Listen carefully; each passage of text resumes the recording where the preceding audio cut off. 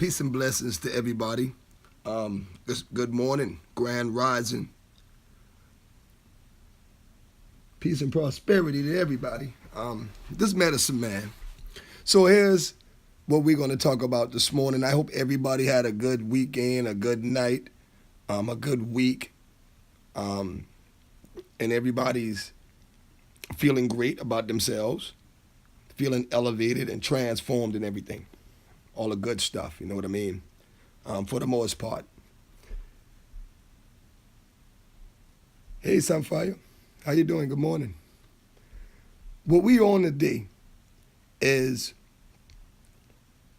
talking about this book.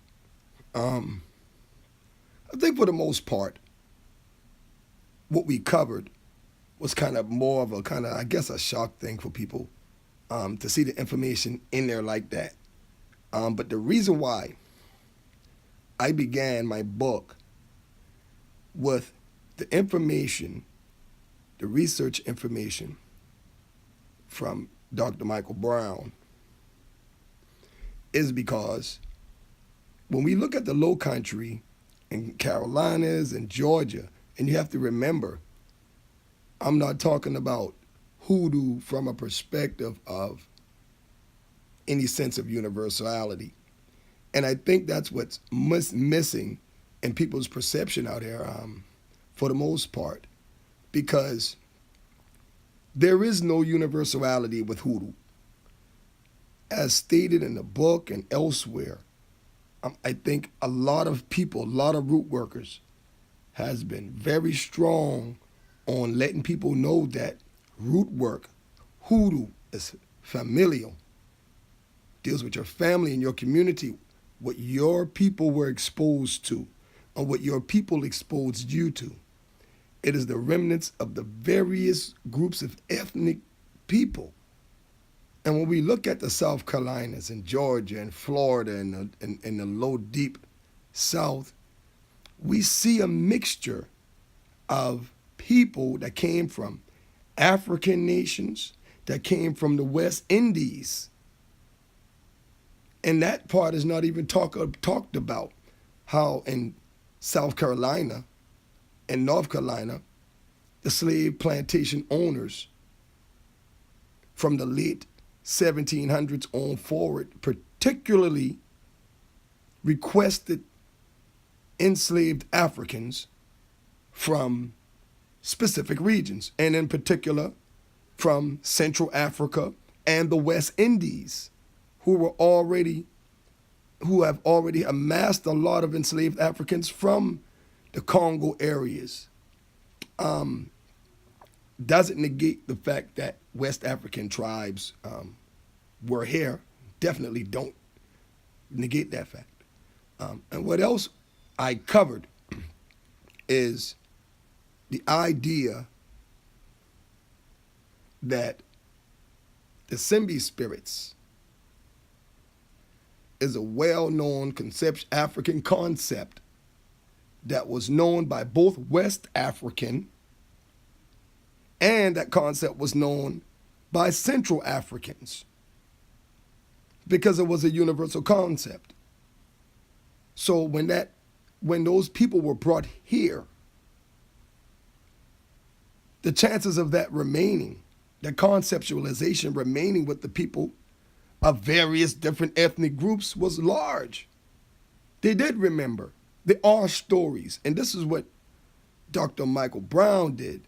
You know, what he did, he documented all of the research that was available.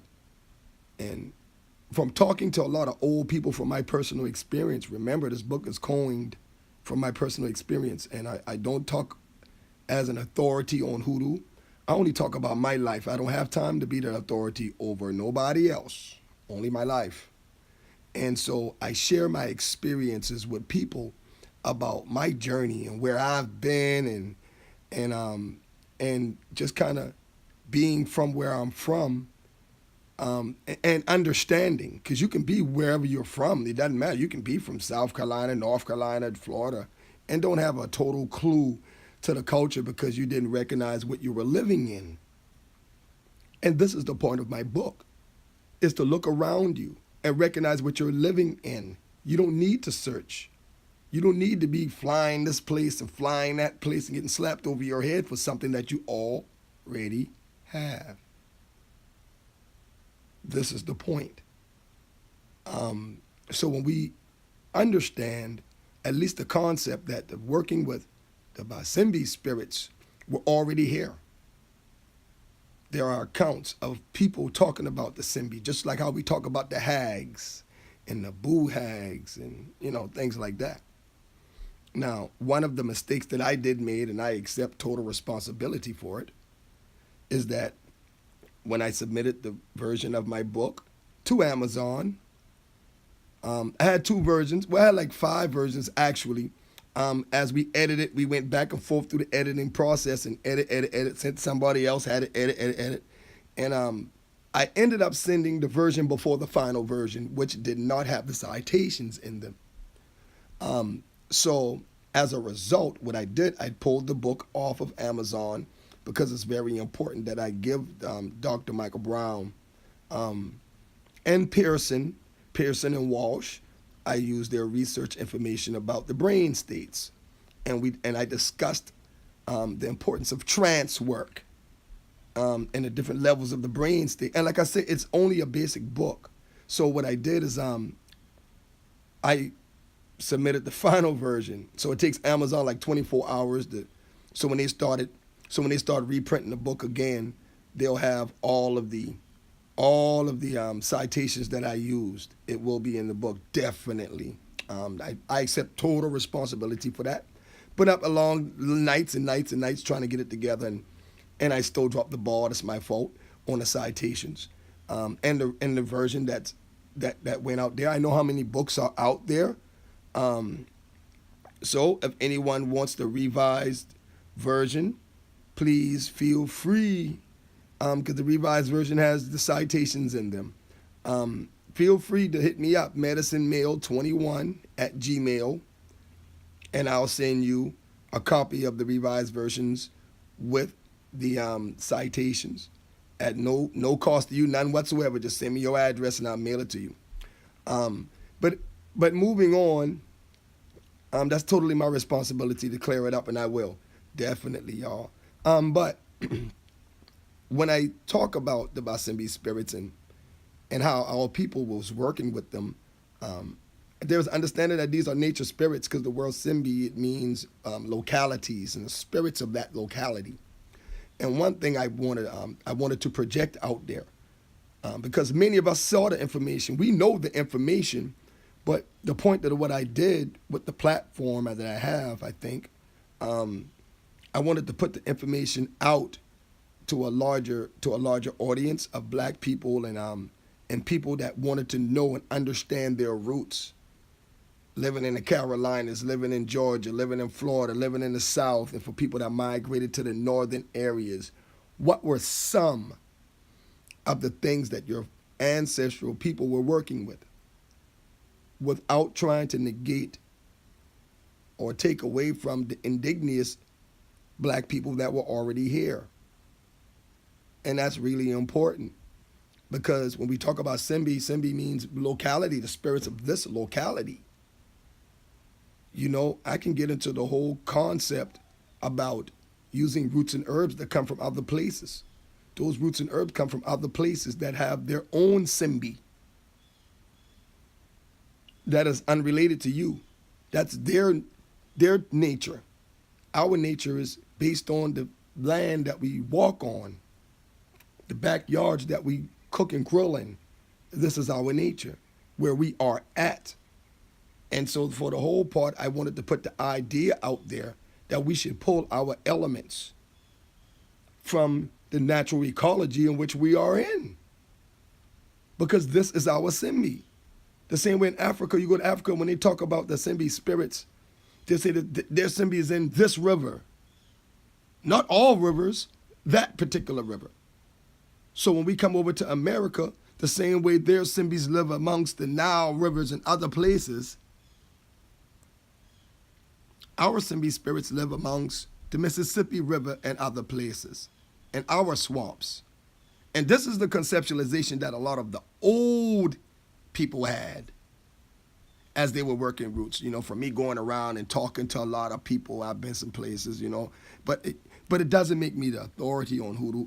It makes me a person that wants to come out here and share my experience so people can understand that what they have and what they're dealing with may be a little more deeper than what's naturally being projected out here, even by some of our people. I thought I made a good attempt at exposing people to new higher level information on a larger platform. I thought I did that for the most part. Because once we start tapping into what was left of our ancestral heritage, what we know of our ancestral heritage, then we can advance. Then we can grow. But we already have our spiritual forces of nature that we're dealing with, and we're kind of reaching around us and grabbing everything else and saying, this is ancestral too, this is ancestral too. They are. But for the most part, what we had already here should be venerated and honored and respected, at least in my perspective. And like I say, I'm not an authority on hoodoo. I'm just talking about how I feel, like everybody else talk about how they feel and what they think.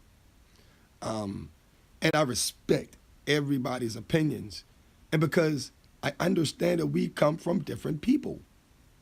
And this is what I try to get people to understand. Like, if your family has a lineage that's more Igbo or Maasai or Fulani or Kikongo, then your perspective is going to be different from the person's perspective whose bloodline lineage possesses people from the Kikuyu and other tribes. And I think this is what makes hoodoo the unique spiritual cultivation tool that it is. Because so many different spiritual forces and so many different ethnic groups of people came together to build a unique form of self-transformation and power for people. I think one of our problems as a people, and listen, let me tell you something, we all got this problem. This is not a problem that's isolated to just the root working community or isolated to anything else. I think this problem is just large with all of us, man. We fail to work together. It's like and trust me, I am encouraging every root worker to write something about their experience at least. I'm not telling people to write their family secrets. Who's going to do that? Let's just be real. But I'm telling people to write their experiences, write their thoughts, because the industry of root working, hoodoo industry, now we're taking it to another level. This industry is $1 billion industry, millions and millions and millions of dollars. None of this money makes it to black communities. None of it. None of it makes it to our pockets. Really, to have any significant effect, to say that we are the owners and the possessors of this culture. And this is why I would encourage those that don't disagree with the book to write. I definitely encourage people to write. Write your perspective, write your view, because that's important for the growth of this whole tradition. It's important. My view cannot reign supreme. And if y'all sit there and let my ideas and my view reign supreme, y'all failing all of us, because it's not right. Because I am here to learn just like everybody else. And I want to learn from some of you guys. I want to learn from some of you women. I want to learn what was sacred to you and what is sacred to you, because we all don't do the same things. Now, for the people that just on some lucky mojo hoodoo honey shit, I mean, it is what it is. But I'm talking about the people that really, you come from the backgrounds. Y'all know what time it is. Y'all intelligent people out here. Trust me, my inbox blew up. My phone blew up. Oh, no, you ain't did this right. You ain't did that right. And I'm like, okay, yeah, y'all right. And I respected that in totality, because, you know what I mean? This is how we should operate. We should operate like that because I got the platform a little bit, and I'm all in. People know I help them. You hit me up, medicine man, da da da. Psh, let's go. You want to do a show? Let's go. Because there's a lot of intelligent black root workers who need to be on a platform doing their thing. What the fuck, y'all want me to get out here and start teaching women about Yanni? Y'all better get out here and start teaching them, you feel me?